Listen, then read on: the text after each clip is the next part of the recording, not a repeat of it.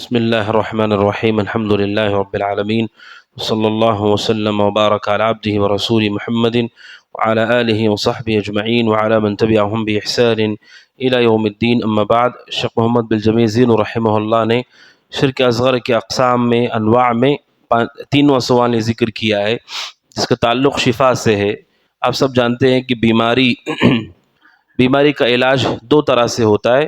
ایک حسی جو فزیکلی علاج ہوتا ہے، جیسے ڈاکٹر کے پاس ہم جاتے ہیں اور دوا لیتے ہیں یا آپریشن کرواتے ہیں، دیگر چیزیں جو دیکھی جا سکتی ہیں، محسوس ہو سکتی ہیں، یہ دوائیں استعمال کرنا جائز ہے. بلکہ اللہ کے نبی صلی اللہ علیہ وسلم نے اس کا حکم دیا ہے کہ بیماریوں کے وقت دوائیاں استعمال کرو، اللہ سبحانہ و تعالیٰ اس کے ذریعے سے شفا دیتا ہے. دوسرا قسم کا علاج ہے جو نظر نہیں آتا ہے لیکن انسان شفا کے لیے انہیں استعمال کرتا ہے، جیسے دعا ہے.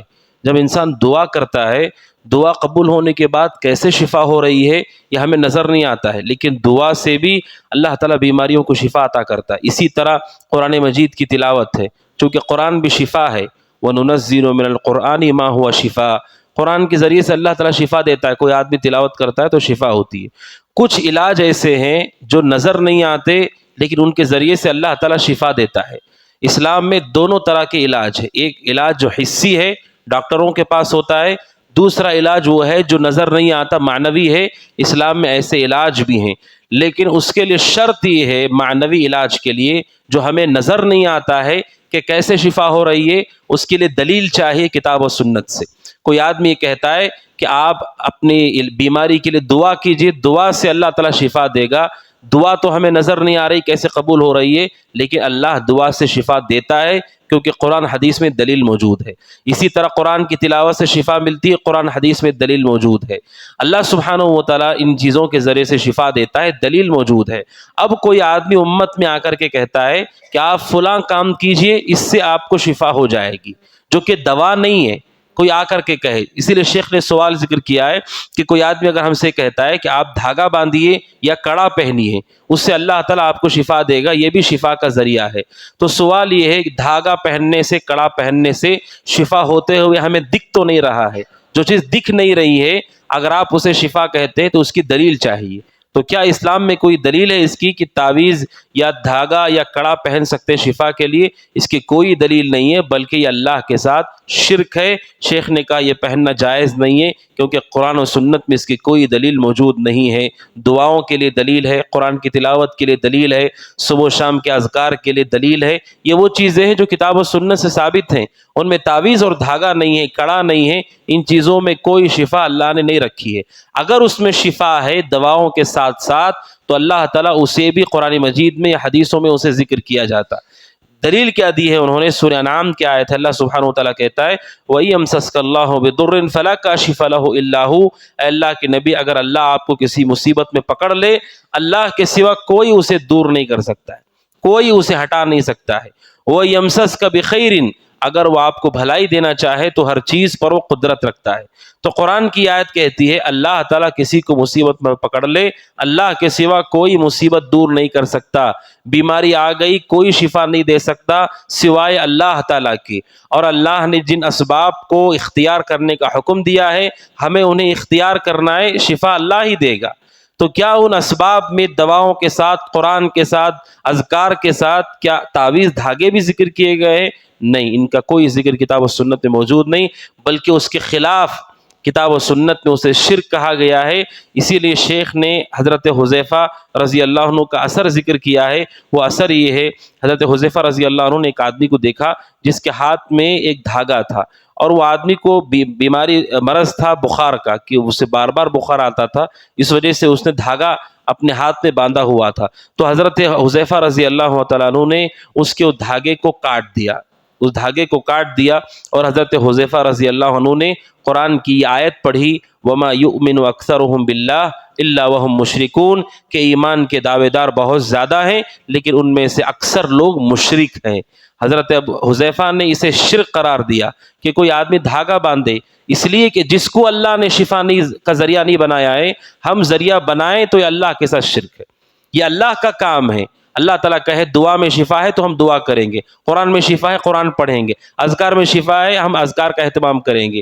اب اللہ تعالیٰ نے جن کو نئے طے کیا، ہم گھس کر کے یہ کہیں کہ نہیں اس میں بھی شفا ہے۔ اسی لیے اگر ان سے آپ یہ کہیں کہ آپ کسی کتاب کا پیپر پھاڑ کے گلے میں لگا لیجئے، کیا اس میں شفا ہو جائے گی؟ اگر آپ کسی زمین کی مٹی اٹھا کر کے درخت کے پتے نکال کر کے گلے میں پہن لے کے شفا ہو جائے گی؟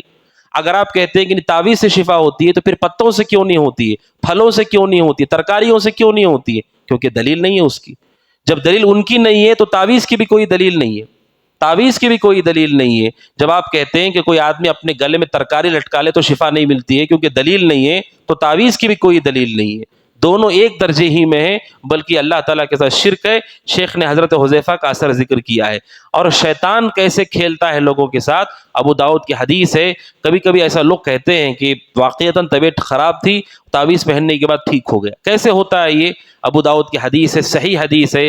حضرت عبداللہ بن مسعود رضی اللہ عنہ کی بیوی ہیں زینب، جو کہ مکہ کے موقع، مکہ کے زمانے میں جب جاہلیت کے بعد اللہ کے نبی علیہ السلام کے بعد پر ایمان لائے اور مکی دور چل رہا تھا، ان کی آنکھ میں تکلیف تھی، بار بار آنکھوں میں پانی نکلتا تھا۔ ان کے قریب گھر کے پاس کوئی یہودی تھا جس کے پاس دم کرنے کا علم تھا، وہ دم کرتا تھا، رقیہ کرتا تھا۔ وہ ان کے پاس گئی اور اس نے دم کیا، جیسے دم کیا تو آنکھوں میں پانی نکلنا بند ہو گیا۔ حضرت عبداللہ بن مسعود رضی اللہ تعالیٰ عنہ نے ایک مرتبہ گھر کے اندر حدیث بیان کی، جو حدیث کل آئے گی انشاءاللہ، کہ یہ جو دم ہوتا ہے شرکیہ دم اور اسی طرح تعویذ، یہ سب اللہ کے ساتھ شرک ہے۔ جب یہ حدیث ان کی بیوی نے سنی، عبداللہ بن مسعود کی بیوی نے رضی اللہ عنہ، تو انہوں نے اپنے شوہر سے سوال کیا، عبداللہ بن مسعود سے، کہ آپ یہ حدیث بیان کر رہے ہیں، میرے ساتھ ایسا واقعہ ہوتا ہے کہ آنکھوں میں سے پانی نکلتا ہے، جب یہودی کے پاس جا کر کے دم ہوتا ہے، دم کرنے کے بعد آنکھوں میں پانی ٹھیک ہو جاتا ہے، پانی رک جاتا ہے۔ تو عبداللہ بن مسعود رضی اللہ تعالیٰ عنہ نے کہا کہ یہ شیطان کی طرف سے ہے، کہ وہ تمہاری آنکھوں میں انگلی کرتا ہے، آنکھوں کو اذیت پہنچاتا ہے تو پانی نکلنے لگتا ہے، اور جیسے ہی تم اس کے پاس جاتی ہو وہ دم کرتا ہے تو شیطان پیچھے چلا جاتا ہے، کیونکہ شیطان یہ چاہتا ہے کہ لوگ اللہ کے ساتھ شرک کریں۔ اب وہ شرک میں چلا جائے تو شیطان کا کام تو ختم ہو گیا۔ اس سے بڑا گناہ کیا؟ قتل سے، چوری سے، زنا سے برا، اس سے برا کام یہ کہ کوئی آدمی شرک کرے۔ اب کوئی آدمی شرک کر رہا ہے تو شیطان کا کیا کام ہے؟ تو اسے چھوڑ دیتا ہے، اور کبھی بار بار ایسا کرتا رہتا ہے تاکہ آدمی کا عقیدہ مضبوط ہو جائے۔ کوئی آدمی ہے بار بار اسے سر میں درد ہو رہا ہے، اچانک وہ جاتا ہے کسی کے پاس، شرکیہ دم کرواتا ہے، تعویذ پہنتا، درد کم ہو جاتا ہے، پھر درد آتا ہے، پھر جا کر کے کرتا ہے، پھر ٹھیک ہو جاتا ہے، پھر بیچ میں لگتا ہے اس کو کہ نہیں یہ سب شرک ہے، پھر درد ہوتا ہے، پھر جاتا ہے تو ایسا ہو جاتا ہے۔ یہ کون کرتا ہے؟ عبداللہ بن مسعود رضی اللہ عنہ نے کہا کہ وہ شیطان کرتا ہے۔ جب وہ انسان کے جسم میں خون کی طرح دوڑ سکتا ہے تو یہ اس کی طرف سے ایک کام ہوتے تاکہ لوگ شرک کریں۔ عبداللہ بن مسعود رضی اللہ عنہ نے کہا اس کے بجائے تمہارے لیے اتنا کافی ہے کہ تم یہ دعا پڑھو، اذھب البأس رب الناس واشف انت الشافی لا شفاء الا شفاؤک شفاء لا یغادر سقما۔ یہ عبداللہ بن مسعود رضی اللہ تعالیٰ عنہ نے اپنی زوجہ کو بیان کیا۔